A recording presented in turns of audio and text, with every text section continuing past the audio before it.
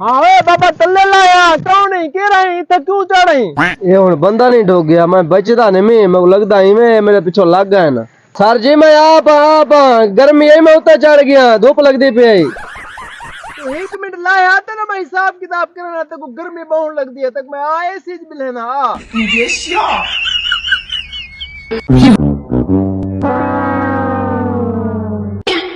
सच्ची सच्ची गल दस चोरी करना पिया क्या करना पिया क्या कराना ही तू की मुसीबत हावी गर्मी लगी दे मैं उतर छां ते चढ़ गया मैं के छां लवे ना मुकाला थी भी हेठ ना मैं बह सकता उत्ते चढ़ वही ना आवे